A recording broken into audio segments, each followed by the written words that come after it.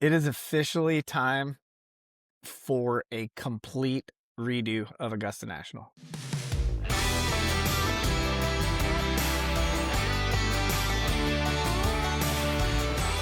All right, ladies and gentlemen, welcome to the BestBall Roundtable. We are here to talk about the 2026 Masters. Guys, how are we doing? Fantastic. Couldn't be better. Fantastic. I mean, it's Masters season, right? Like it's time for the greatest tournament in all of golf. It's surreal that it's finally here. It is very much so. Well, guys, it is fun as always. As we kick off, I do want to give a shout out to BestBall Golf Club. We are recording this, but for those that are in the BestBall Golf Club, they have the opportunity to listen in and watch this thing live. So just a cool little perk for being involved with the BestBall Golf Club. If you want to learn more about it, go to bestball.com. But going around the horn, I got Mr. Josh Decker with his new background there. It's looking good.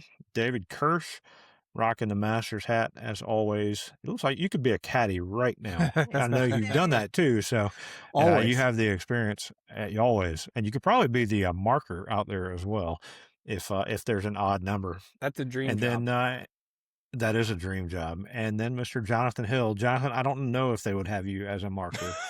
Off the top row. Maybe the score changer guys. I'm trying to get in on the list of the guy that like shoots the balls whenever they land in the fairway. I've got a buddy of mine trying to sneak me in on the volunteer list. There you go. That would be the dream job for Jonathan for sure. Yeah. But you can't like stop and talk to people and miss shots. So that's that could be a you problem. might want to be like one of the guys at the rope, like that let people, because you can stand there talking to them all day long. You would crush that. I want to usher people into bathrooms. That's my dream job at the Masters. I don't understand that job, man. We'll just we'll move on from there. Well, maybe that is one for Jonathan, but let's start out, this being all about golf stories, and again, so many storylines that we can go to, but I kind of want to go to what your personal Masters traditions are. Like, what do you do? Do you buy the taste of Augusta or taste of the Masters thing and get your pimento cheese and everything and have a traditional watch party like that? Or, is it something you do as a family? What do you guys do? Kirsch, I know you got something. What's your Masters tradition? I was going to say, I think I'm probably the worst person to start with. I have zero. I don't have any traditions for anything, let alone Masters. Coffee golf. What are you talking about? Like your Open Championship, you're like up in the middle of the night drinking coffee.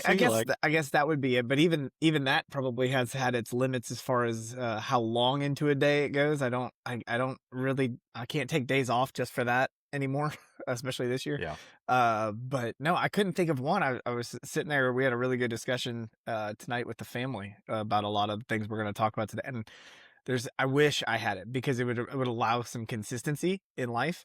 But I think the last 4 years on Saturdays and Sundays, I've been caddying. I think the last few times I've watched the final round has been via listening to Eli watching it on a phone or a tablet or something as we drive back from a golf tournament. So that might be as close to a tradition as we have at this point. There you go. Are you caddying Masters weekend this year? I am. We're in another tournament. There's your tradition. I think you know your tradition right now. Yeah, so we've got a bunch of friends that are in it, though. The plan is at least on Saturday to maybe catch up a little bit in the evening and watch it all together. Nice. Mr. Decker, what are your Masters traditions? So I'm kind of like Hirsch. I don't have necessarily something every single year that we do. We're actually having a party this year. It's kind of a good way to break in the new house and set some timelines for things that need to be done in the new home.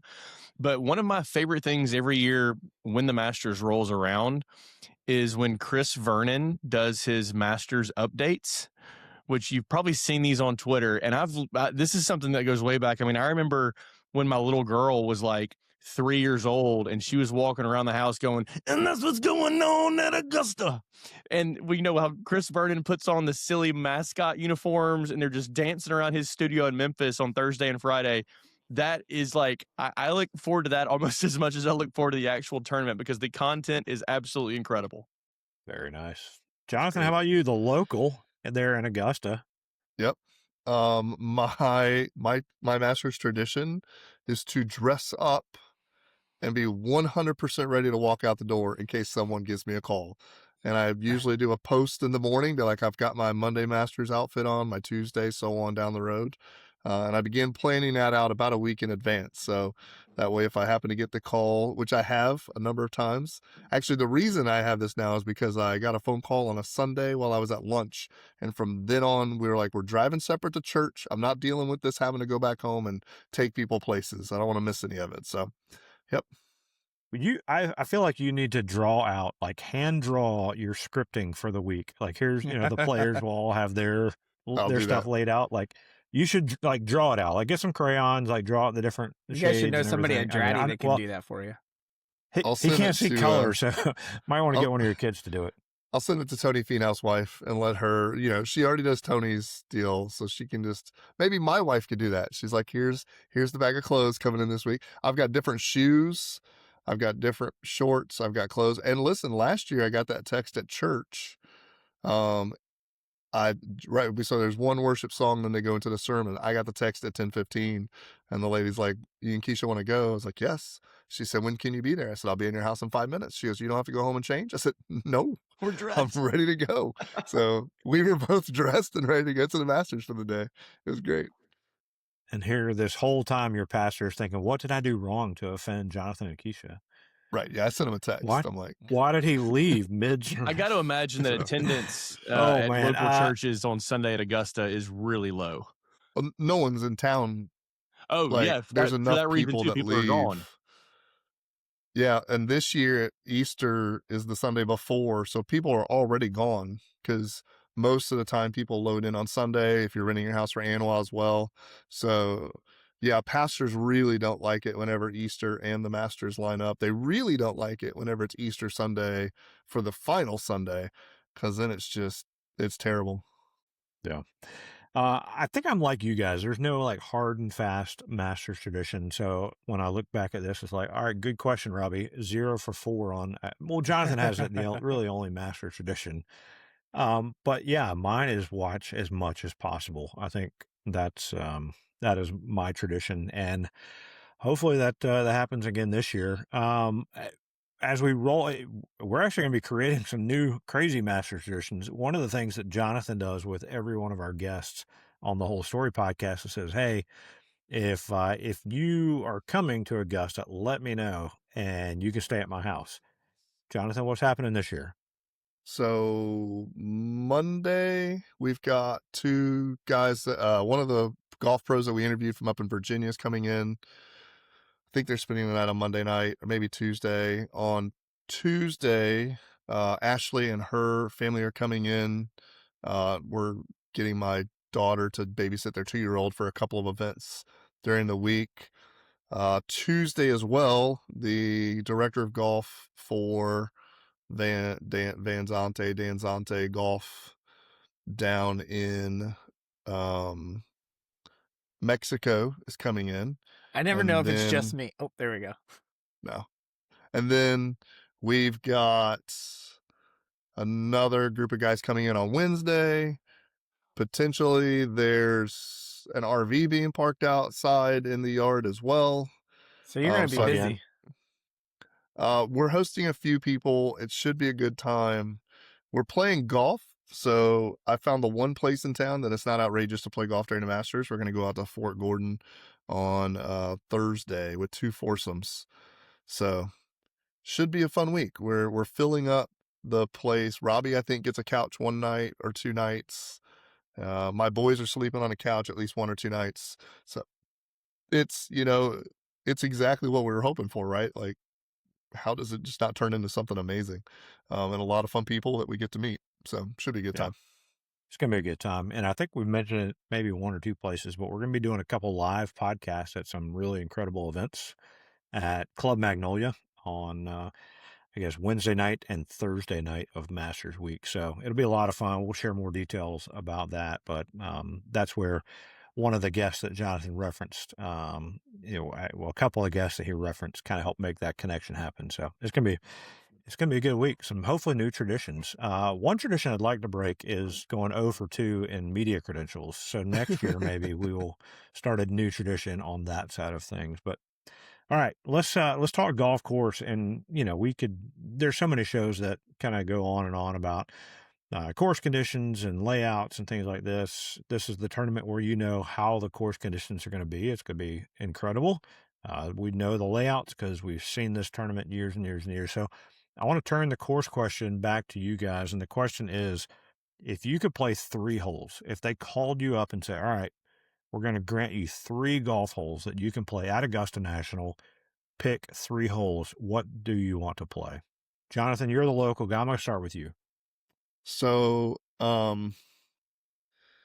I go back and forth on the first hole on which one I'd want to do. The first hole is the first time I went to the Masters, the official starters literally were hitting balls over my head. Like it was just that kind of experience. But I really like the shape of number 2.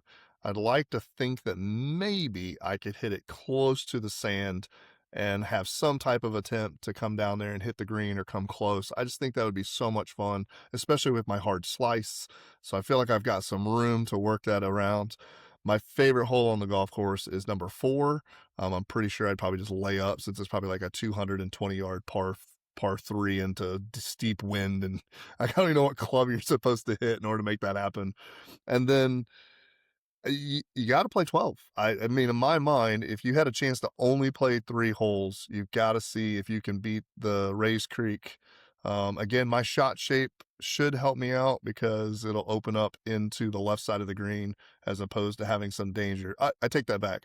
A traditional shot shape would do that. My shot shape might chunk it, just off the tee box, but those are the 3 holes that I would pick out. Gotcha. Well, we've seen professionals chunk wedges in the final round and then still go on to win the event. So, David Kirsch, what 3 holes are you going to play? This was probably the easiest question I've ever been prompted for this podcast. Like it came to me Really? like this, and I love it. I got chastised by my family tonight when I told them what my holes were. Eli's holes were totally different than mine, but I went with number 1 to start off with. I have wanted to hit that tee shot since I stepped on property. Never would have thought about it before then, but stepping on property and you realize like you're hitting over like the world's largest Redan, maybe. Like it's just a crazy first tee shot. I just want to know, all right, if I step up there on that tee box, how can I get it to the bunker? Can I get it parallel with the bunker? If I really catch it, could I fly it like I don't know. I want to play 1. I want to hit that tee shot. I want to feel what it feels like to walk right by that clubhouse and hit that tee shot. Second hole, 11. I want to hit 11. I think that tee shot's really cool. Most of you have to hit a draw essentially on 8. You have to hit one on 9. You have to hit one on 10. You almost have to hit a hook on 10. And then you step up to 11, and it's a subtle little dog leg to the right. You kind of got to hit that straight ball out there. But hitting that second shot, going for that green, like not bailing out way right and just going for it is, I think that's the best one to do that on. And then my last one is 15. I clearly viewed it from a second shot standpoint, and I think 15 is the coolest second shot into any of the par 5s. 2, 8, you can get those at really good clubs in other places. Similar downhill, uphill shots, you can get those, you can recreate those. 13 is fine, but like let's be honest, that ball's 1.5 feet above my feet. It's not fun. If I'm gonna go, I want to hit my drive to the top of that hill on 15 and stand there with a 5-iron and just take my chances on hitting that shot into that green. So that's mine. 111, 15. Love it. Mr. Decker. So the first one that came to mind was 16 Sunday pin. Largely because if I hit it great, then there's a chance for an ace. If I don't hit it great, then there's tons of creativity that I get to try and experience. Maybe if I yank it, then I get to try and hit Tiger's shot, right? That lands at the top of the hill and then trickles in. So that was the first one that came to mind. Then number 2 with that far right pin where Louis made the double eagle years ago. Like, I would just love to see something land on the far left side of that pin and then trickle all the way down, catch the slope. I think that'd be a blast. And then I was in between 13 and 15 for my last of the three. Kirsch, I was thinking a lot about 15 the same way you just mentioned, like, hey, you got 5-iron in, but I want to experience 13, Rays Creek. Could end up in the pine straw where Phil was. I mean, I could end up like Rory laying up and then dunking it into Rays Creek. It just the possibilities were endless. So for me, it was 16, 2, and 13. I love it. I Well thought done. about All right, 16, well, but I can't do it because they made those skip it hats. And once they made hats that said skip it on it, I can't You were be out a on part of 16. any. So the whole I can't be the hole is associated with completely dead to anything you because of like the that. hats. Nope, Hate the whole can't thing. be a part of it. You know, can't be a Burn part that of it. tradition down. that's funny. Oh That's no, funny. wait All right. wait till you get to my take. Oh, I was going to say, Oh. there's sounds like a mini rant. Yeah. All right. Mine, Kirsch, I am joining you on hole number 1. That to me, you got, somebody once said about Landman, what's the favorite hole out there? And they said 1, because then you got 17 more. And for me, number 1, teeing off on the opening hole of the Masters, like, there's a little sign there with Woodard, and I don't know what my caddy number is going to be, but just hitting that first shot would be amazing. I I'll went for record my it. second. I'll You'll record it record this it? time. Yeah, Yeah, that's I'll my go fault. keep it. I I'll keep it apologize rolling. again. I'll keep it rolling. Um, well, either way, my second one is number 12. I want to hit that shot. I will put it in Rays Creek. I hit one in Rays Creek a couple months ago. It was a different part of Rays Creek, but I might as well put one there at number 12.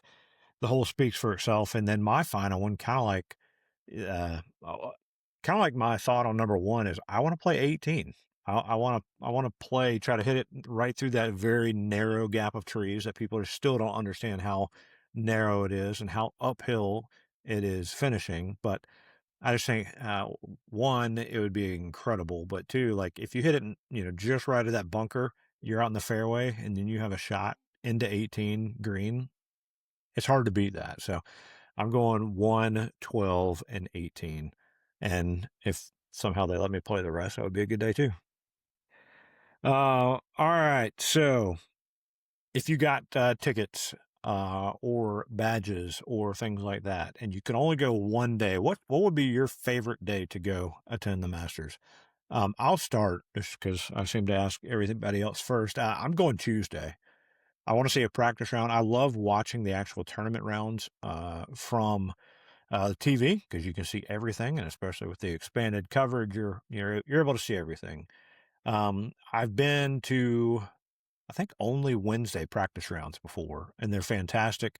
But I want to go to a Tuesday round where everybody's gonna be on the course, everybody's gonna be practicing, and just the excitement is building for the actual tournament. So, Mr. Decker, what you got? I'm going Thursday or Friday. You don't have a cut yet, so the crowd or the patrons, excuse me, are spread out across the golf course, and then you are home for Saturday, Sunday.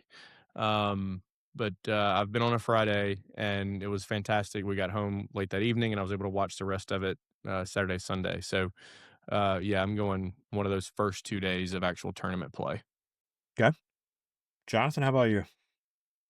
I would say if you've never gone before, you need to go on a practice day because you get to experience the course. Everyone's going to be there, but there is nothing better than being at the Masters on a Sunday and like you hear pockets of roars and you feel like you're a part of the tournament and you're also disconnected in the sense like everyone at home is in the group chat and we're watching 6 different screens and that kind of stuff. But last year, probably the most enjoyable time I've ever had at the Masters, sitting in the grass with my wife and just watching the whiteboard on number 10 change scores after the echoes come across from the valleys. So it's just hard to beat.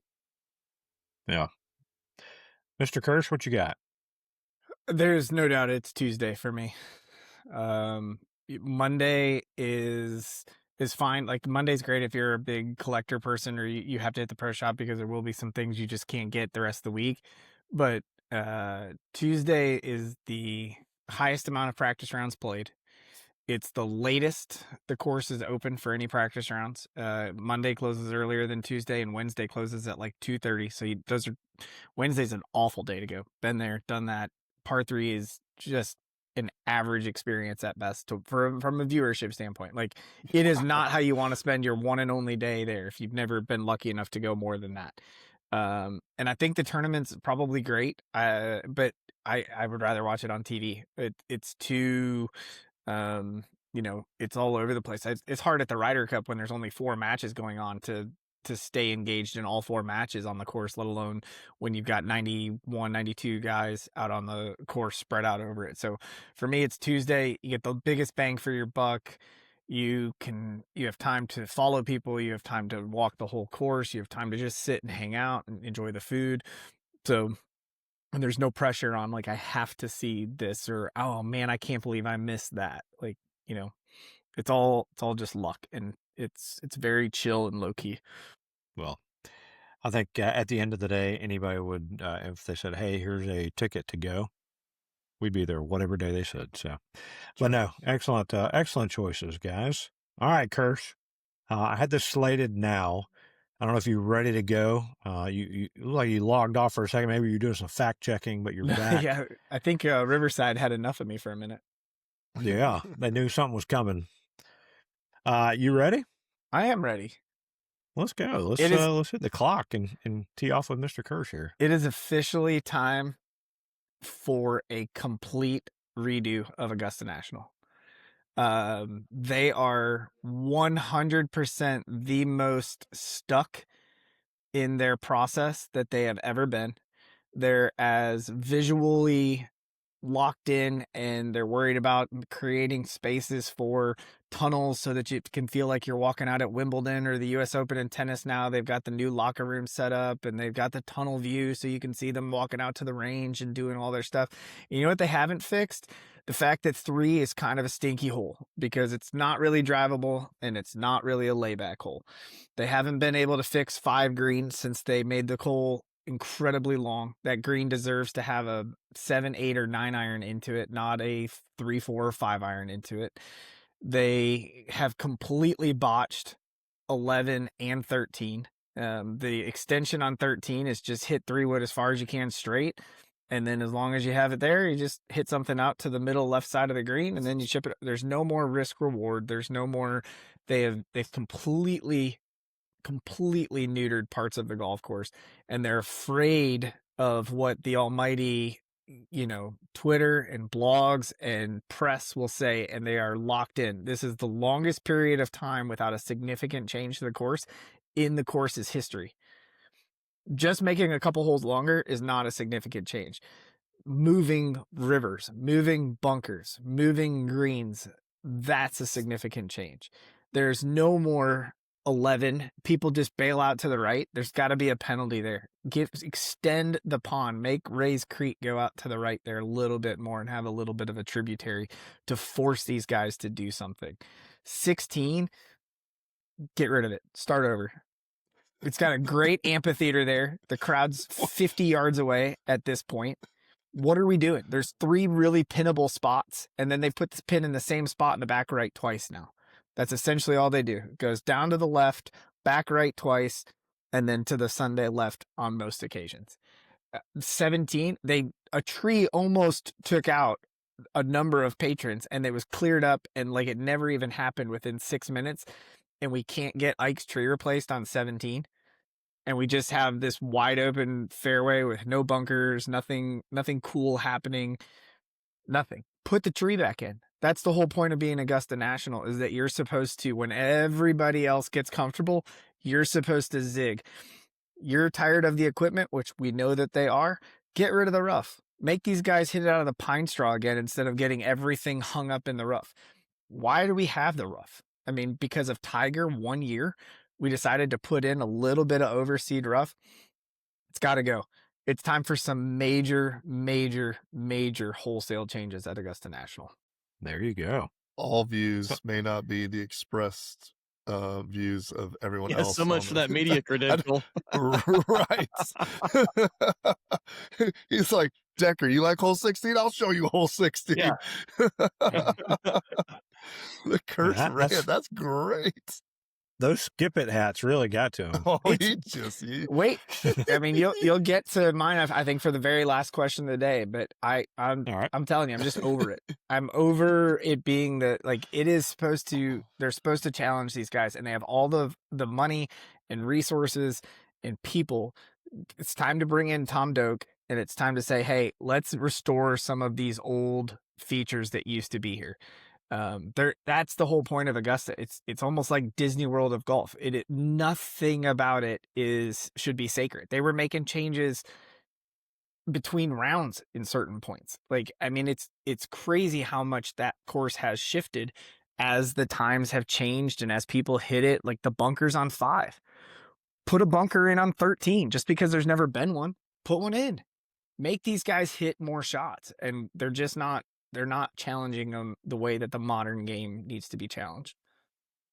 I would love for a change to come in between one day and the next. Remember, like when they were lengthening 13, I thought like if Thursday, Friday, they played it normally and they come out Saturday and the trees are gone and it's 40 yards back farther, like because they could do it. Like you said about the trees falling, and it seemed like it never happened. Like, yeah, they can make those changes. Even make drastic changes with T-Box. Make 3 so that it can play 330 or 270. See, I love number 3. I think 3's great. Drastically. It's fine. Like what makes it great? The guys have a challenge chipping to it, and yes. putting is sometimes I love seeing them have to hit because that green is slicker than my hardwood floors. I like seeing that. Wouldn't it be really cool if some guys were actually hitting driver and they hit it over it and then they had to chip back toward it because they gassed it a little too much, or even a 3-wood too much, and then they had to chip back down with the chance that it's going to go 60 yards away from them? I mean, there's so many opportunities to do cooler things with that golf course. How does 11 not go back? 11 had a centerline bunker for the first like 40 years it existed. And because they're going to complain, put a centerline bunker in. It's not like somebody's going to skip the tournament. Put a centerline bunker in. I want it back. Like, Justin Thomas is going to skip the Masters if you put a centerline bunker in. I know. He got cranky about that one in Boston. Right. Oh, man. I love it. Good job, good. Kirsch. Very nice. All right. Well, as we start getting into the actual tournament play, we do want to at least bring up the Tiger thing and take like a few seconds on this just to address it because it's out there. You know, we're recording this on Monday, the 30th of March. So we're a week away from all the people showing up in Augusta playing and practicing. But guys, thoughts on Tiger, the latest stuff there. Jonathan? I was talking about it with actually the guy that was helping me with my internet today. Thanks, Willie. It's better than what it has been. I don't think we could ever comprehend the amount of pressure that he has lived under since he was, teenager, younger than that even. And so Colin Cowherd talks about how, especially in golf, you are isolated in everything that you do. You're usually on your own private jet, to your own private house, to your own private car, to your own private course, to your everything. And so, obviously we don't really know what happened because somebody's going to have to figure that out from a legal perspective and those types of things. But if it is as it appears, I think the hope is that he can get some help that's necessary, that hope maybe has somebody in his life that can speak into that. And I've never in my life had the access to things that he has, the ability to do it without, I mean, like if I spend an extra $50, my wife's probably going to know that I spent the extra $50. There's no one in his world that is going to know about anything. If he chooses, that's the way it's going to be. And so I just hope that he can find some resolution in terms of relationships that will help him with that. And as we know, addiction, they've done it in mice and everything. If you build relationships and community, addiction almost instantly goes away. So if that's the case and that's what's going on, I just hope that he can find that community. Kirsch, how about you? Or Decker? Either one of you guys. I'm very fortunate to be on this podcast. and there are people with a much larger voice in space in podcasting or golf media than I ever would imagine getting to have. And the levels of disappointment over the last 4 or 5 days of people that I just don't think I'm going to follow, listen to, or care much for their opinions anymore has really grown. I think, I think the first thing is I hope his kids get to him. I really do, because I think Charlie has a chance to have a really good head on his shoulders. Seems like Sam does, and I hope they just go and like, Dad, we can't do this anymore. Like, you got to do something different. And I know that Tiger tends to uh, get people out of his life who push back and use the word no to him. um, I forget who coined it, but somebody had said a long time ago that there's more often than not people who get super super famous. Whenever you get super super famous, that's kind of the age that you stay the whole time. And there's two people that I can really think of that fall in that boat, that we all kind of grew up knowing and around. It's Michael Jackson and Tiger Woods. Like, they got really famous, they got really young, and they got locked in.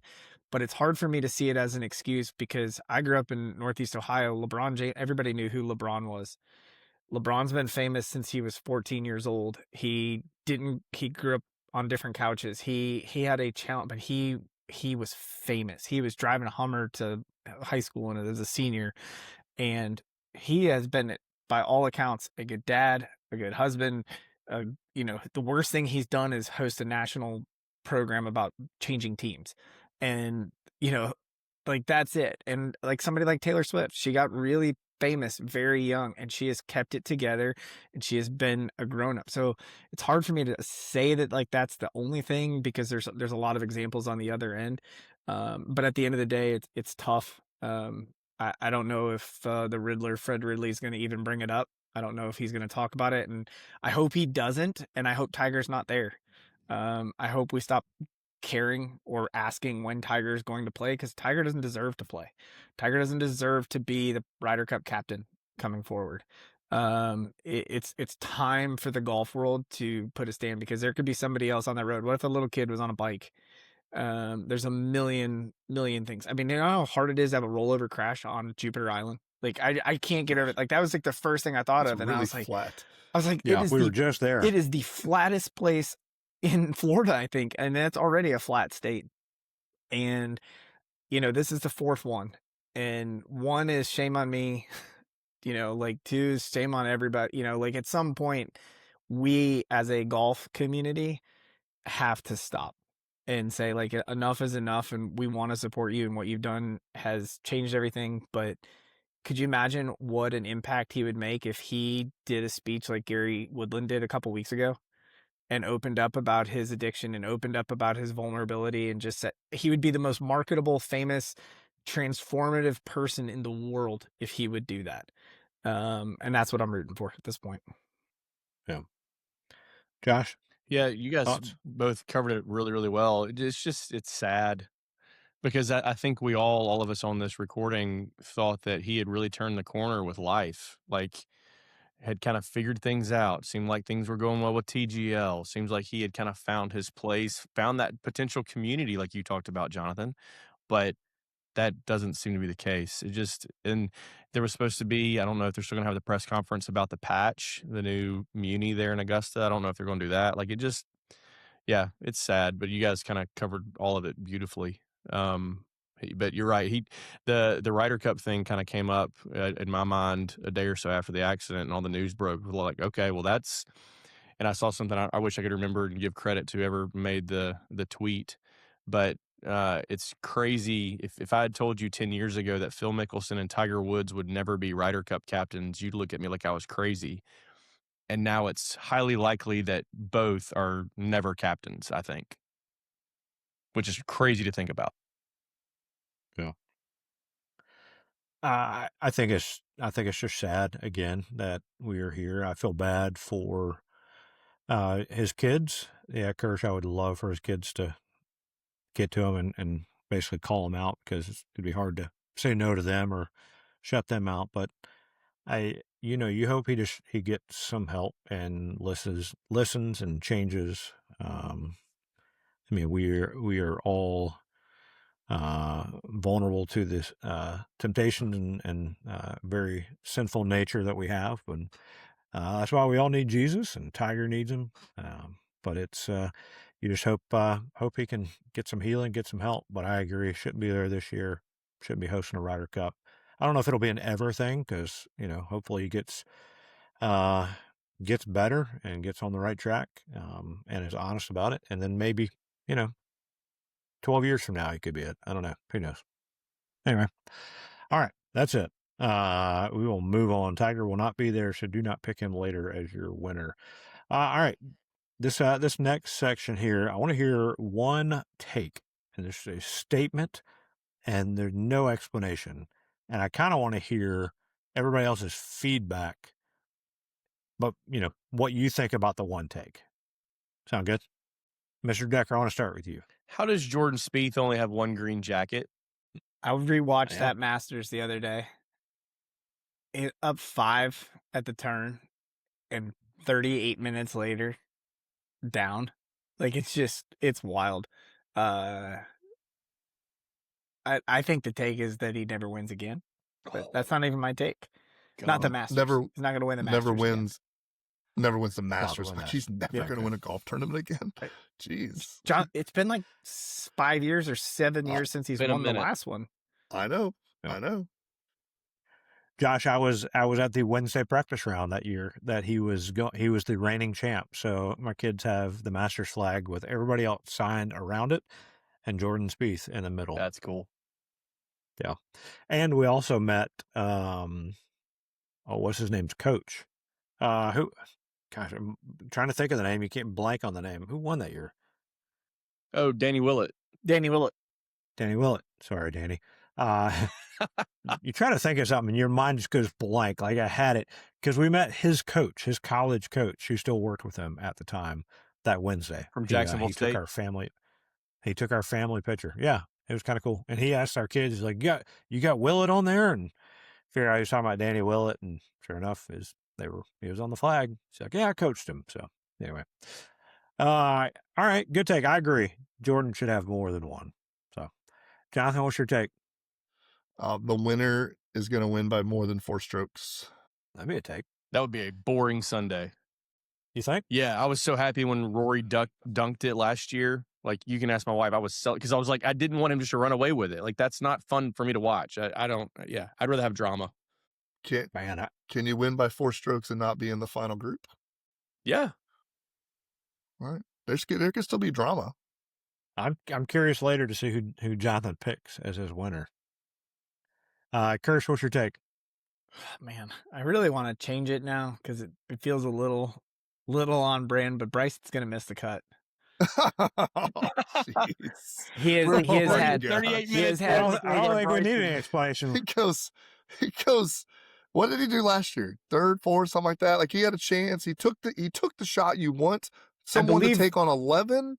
I believe what he did was get dropped from coverage after the 5th hole. I believe that's what happened on Sunday. Oh, man. All right. All right, my take. I'm not impressed with the gnome. Yeah, they don't do anything with the for umbrella? Me. They don't. It's cool, but the gnome doesn't do anything for me. It can hold it up and down this year. So my favorite thing was in 23. I think that's the year that we went for drive, chip, and putt. So we were there on Sunday in between Anwa and that, and the shop opens up, and you can go in that day and get whatever you want. And everything's there. This was the 5th time I've been to the Masters. I had no idea about this gnome thing at that point. And I walked in and I saw it and I was like, man, that's really cool. Like, that's that'd be kind of a cool thing to put outside. I was like, I don't want to carry it around. I'll come back and get it. Do all our shopping. We get done. It's still there because it's not sold out or anything. And I was like, oh, dang, I forgot to go get that. I was like, should I get it? I was like, I'll just get it in the morning. We were there at sunrise. Like, it was dark. We were in line. And by the time I got into the shop, they were all gone. And I was like, What is going on with these gnomes? Did everybody see them yesterday too? Big mistake. I wish I had one because I would have had it before it was cool. Before you knew it was cool. It was already cool. Right. Yeah. It'd been cool for a while. Apparently. Yeah, Allegedly. a little explanation. Like, I think it's cool, but I'm not going to be one of those people that sprint just to try to get one of No, those. now Like, I can't have it. Now I don't want it. It's like yeah. a skip it hat. It says skip Yep. it on the gnome. He's No. screw it. Oh, Get out of here. man. Hey. The gnome with a skip it visor. I'm telling you, that's when you knew Augusta had jumped the shark and somebody's got to rein them in. When they started producing skip it hats and azalea. Golly. I'm gonna get you a Pimento. skip it hat. At some point, you sell things. I mean, They just have to put the little yellow logo with the flag on it. It's gonna sell. We don't have to bow down to the upside down backwards letter hat people. I feel like I should apologize for my buddy William that I played golf with a few weeks ago, who actually is a part of the team that determines what goes in the pro shops, and he sets them up. William, if you're listening to this, we don't mean it, buddy. You're doing a good job. Hey, the media credentials already long gone after Kirsch's rant. No, like, I'm just trying to save something. I have full faith that the fine folks at Augusta will find that to be reasonable criticism. You watch, within the next 5 years, there will be major changes to Augusta. I love it. All right. What's the storyline this week? When we think about the golf on-course stuff, maybe off-course stuff, what is the storyline? Jonathan? I think the storyline is probably going to follow all the top ranked guys, right? I mean, it is a TV show at some point. They're going to want to talk about Scheffler. They're going to want to talk about Rory. They're going to want to talk about all the big names. But, it's interesting as you talk about watching the tournament to even see the story shift from that Thursday to the Friday and then the cut. And what sometimes starts off as the story on Saturday, you're like, wait a minute, who teed off at 8:23? Like, I thought they were supposed to be in the mix the entire time. Not making cuts, Wikipedia top 10s, those type of things. So. Gotcha. Josh, what's your storyline for the Mine week? kind of goes back to my take. I wonder if Spieth might finally be rounding back into form and playing some good golf again. I'm gonna hope that's the case. It's not gonna be a reality, but that would be such good watch. it'd be on amazing. Saturday, Sunday. But we're not that lucky. The other thing I had is, does Bryson complete the third leg of the Grand Slam? Kirsch? I'm sorry, you cut out. Does Bryce? Yeah, well. That's great. Oh man, Kirsch, what you got? I struggled with this one because they're not gonna let it be Tiger. I think Live From is gonna get some unfortunate wear out of it, even though it's 2 weeks later.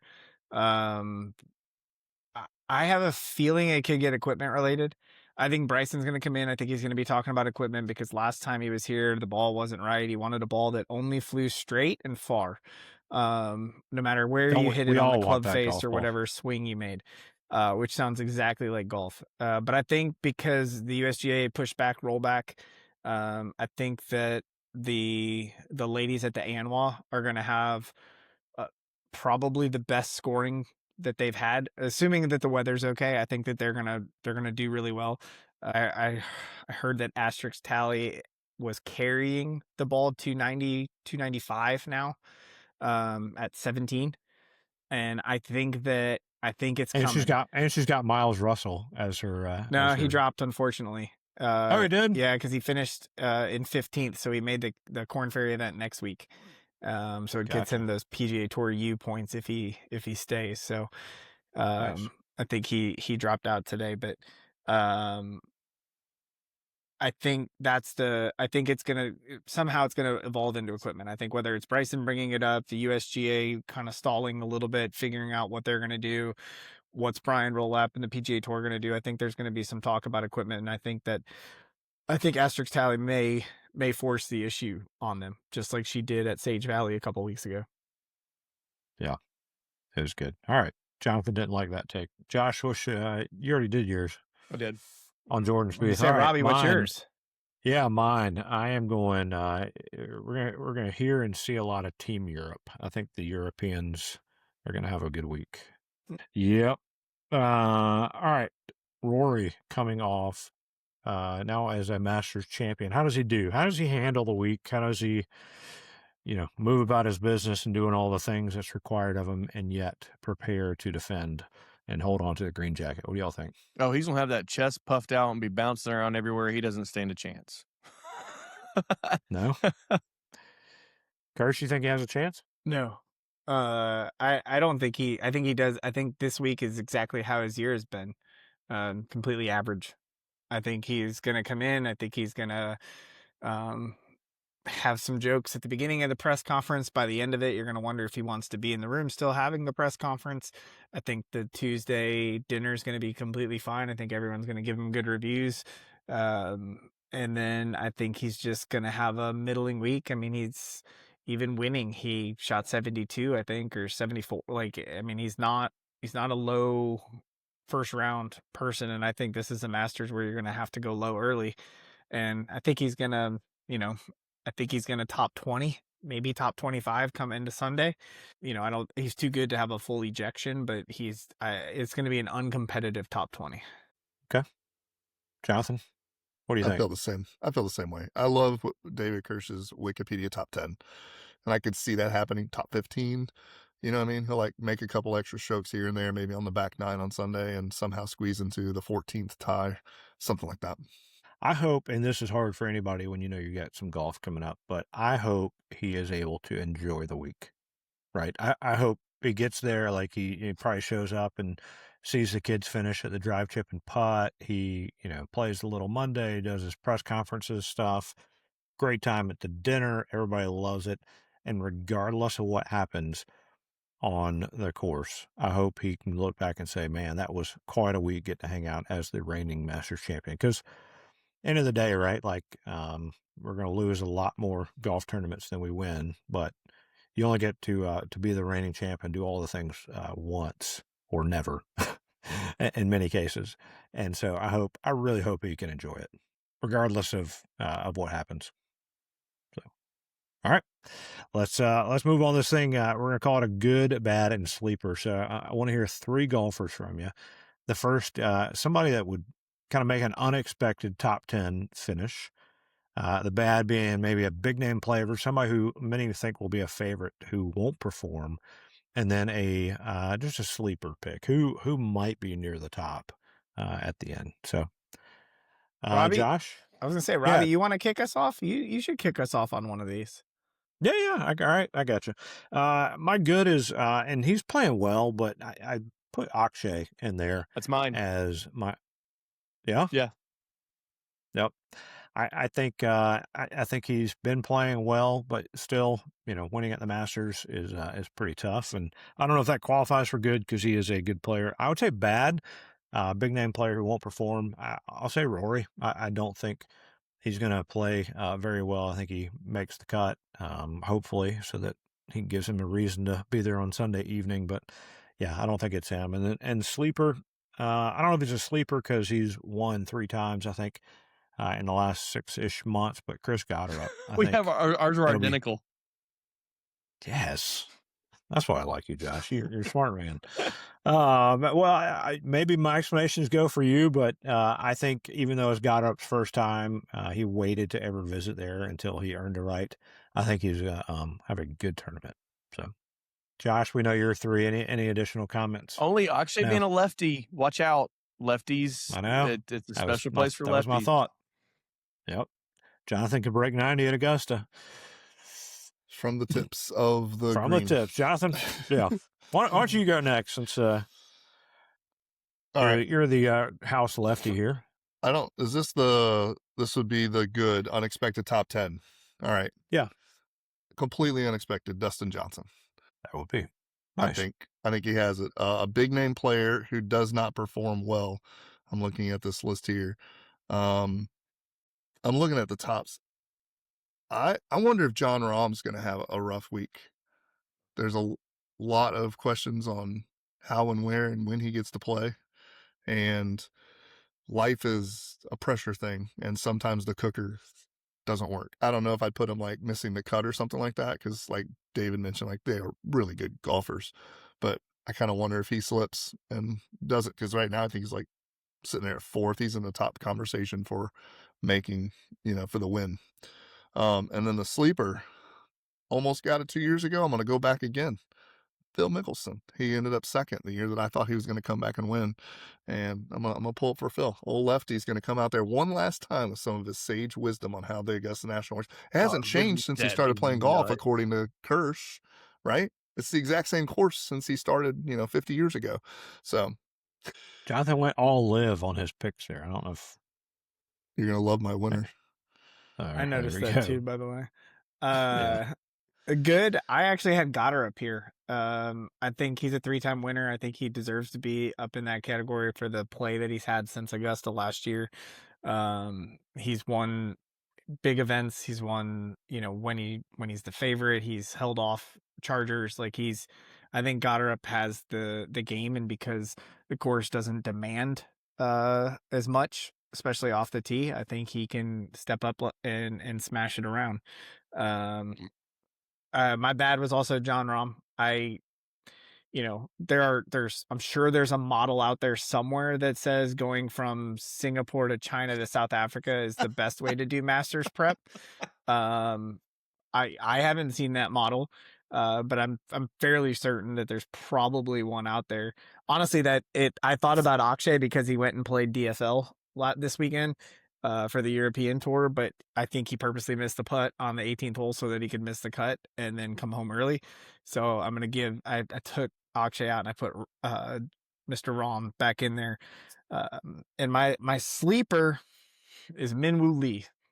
I think he has kind of gotten stuff figured out. There was a couple of quotes recently about he said, it turns out I may have been swinging a little hard. And if I dial it back 3 to 4%, I'm still very, top of the PGA Tour in length, but it turns out it's easier to hit your second shot when you're in play. So I just feel like he's kind of he's in that lingering area, and I think he's going to do some loitering this week. I think he's going to get amongst it. So Minwoo Lee would be my sleeper. I love it. All right, well let's move into picks. Who we think might actually win, and let's go with who's your winner, what the final score will be, and then I want to know who their playing partner is on Sunday. So who came in that second spot, maybe. If the winner's in the final. So it's funny you said that earlier, Jonathan. So I think Scotty's going to win, but he's not going to be in the final pairing. My final pairing is Rose and Cam Young, and Scotty winning at 13 under. Nice. Jonathan, how about you? I have Brooks Koepka. That would be really cool. Brooks Koepka. So I'm going to stick with, I don't know what the weather's going to look like, but I'm going to stick with he's going to have 4 shots at the end. That'll be 16 under. There's going to be a day that just is going to be hard. There'll be one day that week that'll be hard because of weather or something. And hopefully, I hope it's not a rain delay.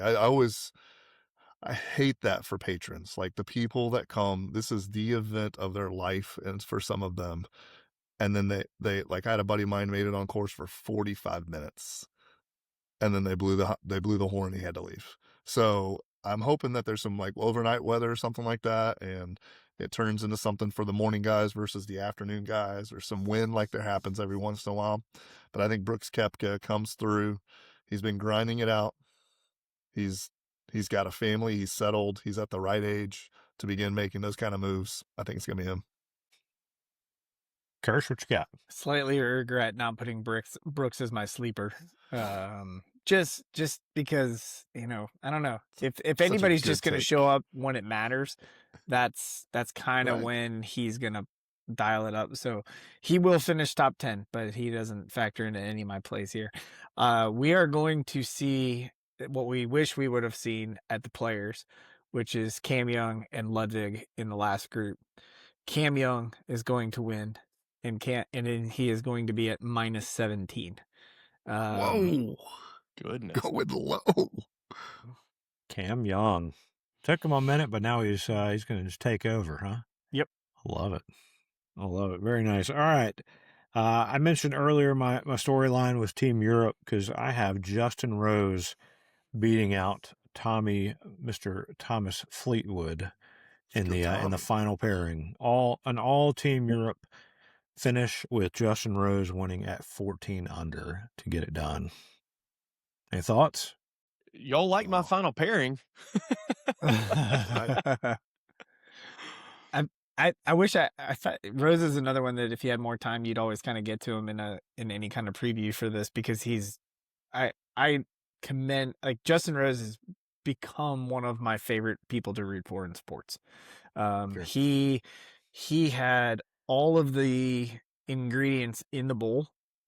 If you would have just said, okay, what, somebody not from the US, back half of the career, not sure that there's a lot more money to be made over here. Like he had a chance to just go take the bag and he doubled down on like, no, I'm not a washed up person who wants to get paid to play. I want to actually earn my money and be competitive still. And he has done it. So big fan of Justin Rose. Not going to factor this week, but big fan of Justin Rose. You're wrong, Robbie, but But we like I him. appreciate it. I appreciate it.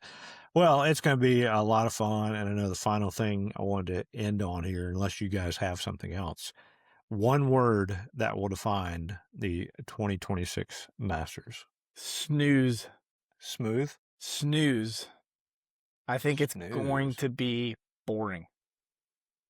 I think it's going to be like, it's still a Masters. It's still going to be fun to watch. You're still going to want to watch every shot, but I think it has a chance to be a 4 to 5 shot.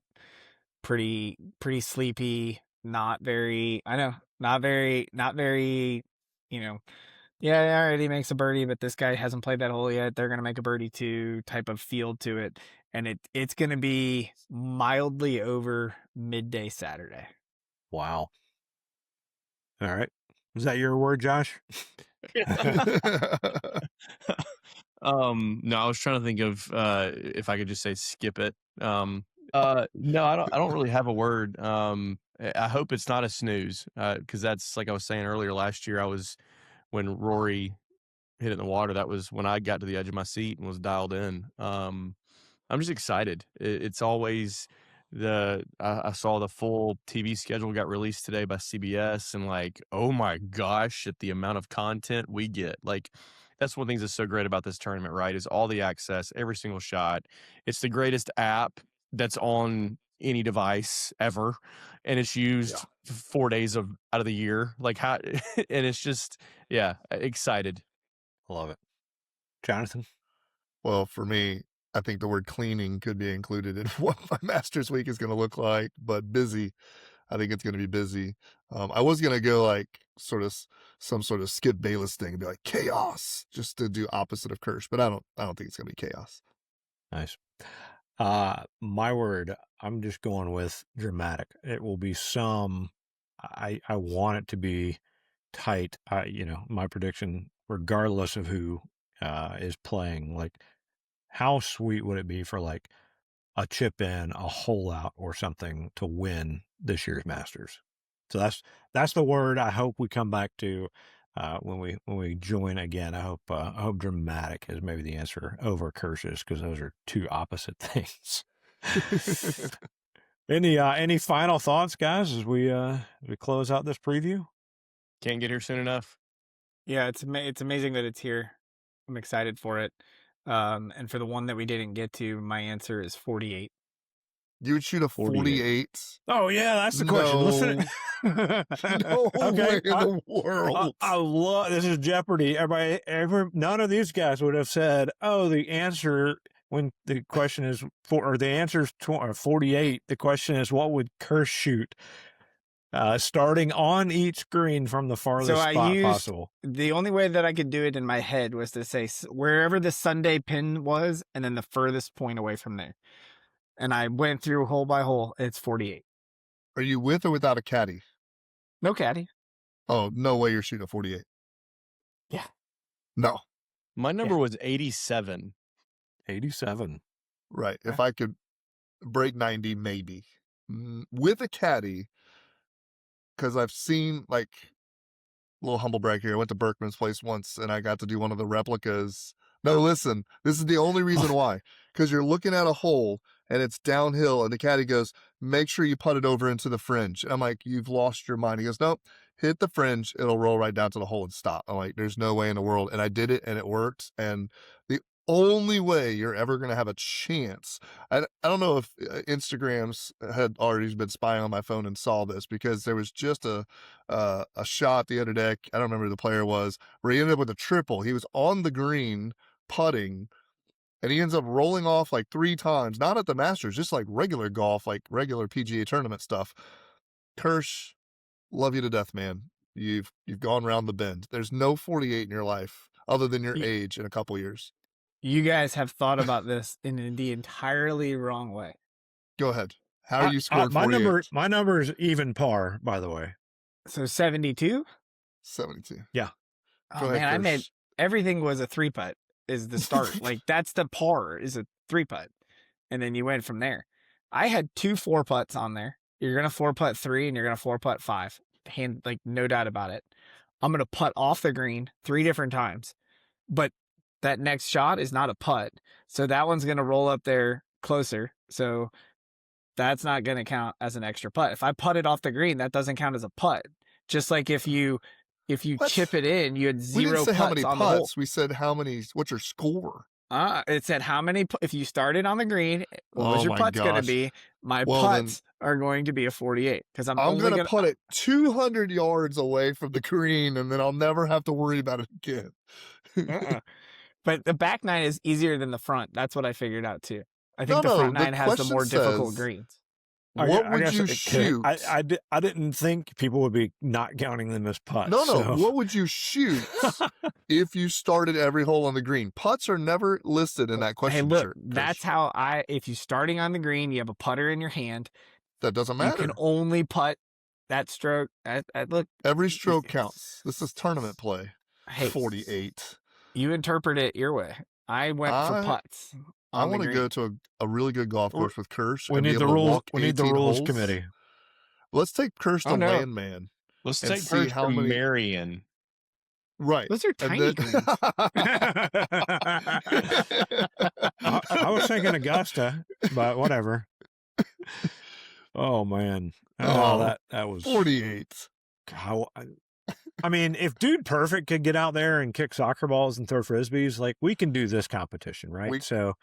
Let's get out there and see Kirsch's 48 on the actual course. I'll be the one to raise my hand and say that I don't want to burn my one chance at Augusta National just seeing how many strokes it takes to get in the hole from there. No. That's the morning round. Okay. Then we'll get to come back and play the Okay. afternoon. No, they'll be so impressed. They're like, surely he could do better if he has a Course mid-iron record hand. from the green. Oh man. Oh. Well, it's going to be exciting, fun tournament. My favorite. I'm excited just for the Augusta area, like the whole vibe of everything going on. Jonathan, you get to live in it, and so you know what it's all about. But really excited about the patch. I think Kirsch or one of you guys mentioned earlier, and just what they're doing there at the old Muni. It looks awesome. It's amazing. Jonathan's gone by it. We have not played it. I am up May 31st midnight. I'm setting up.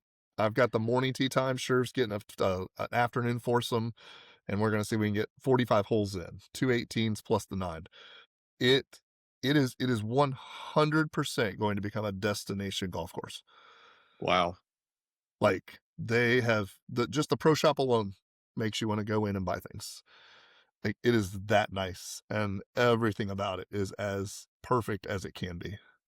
They call it the mini national now. That's cool.